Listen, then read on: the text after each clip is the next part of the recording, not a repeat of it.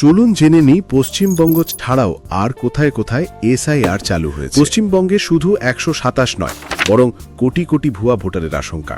এটা কোনো সাধারণ নির্বাচনী ভুল নয়, এটা সরাসরি জাতীয় নিরাপত্তার উপর আঘাত। বাংলাদেশ সীমান্ত পার হয়ে অবৈধ অনুপ্রবেশকারীরা নকল কাগজপত্র দিয়ে ভোটার হয়ে যাচ্ছে, যা দেশের নিরাপত্তা ও সার্বভৌমত্বের জন্য এক বিশাল হুমকি। এই কারণে নির্বাচন কমিশন শুরু করেছে এসআইআর, স্পেশাল ইন্টেন্সিভ রিভিশন। এটা শুধু ভোটার লিস্ট ঠিক করার উদ্যোগ নয়, বরং প্রতিটি নাগরিকের পরিচয় রক্ষার সবচেয়ে বড় অভিযান।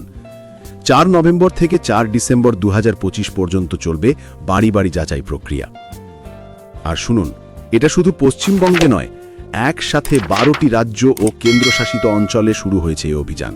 উত্তরপ্রদেশ, মধ্যপ্রদেশ, গুজরাট, রাজস্থান, ছত্তিশগড়, তামিলনাড়ু, কেরালা, গোয়া, লক্ষদ্বীপ, পুদুচেরি, আন্দামান ও নিকোবর এবং পশ্চিমবঙ্গ।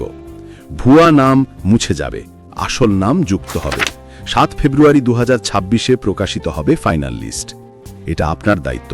আপনার বিএলওকে সঠিক তথ্য দিন, আর আমাদের গণতন্ত্রকে করুন আরও স্বচ্ছ ও শক্তিশালী। তথ্যটি ভালো লেগে থাকলে দ্য বাংলা আপডেটকে লাইক ও সাবস্ক্রাইব করতে ভুলবেন না। ধন্যবাদ।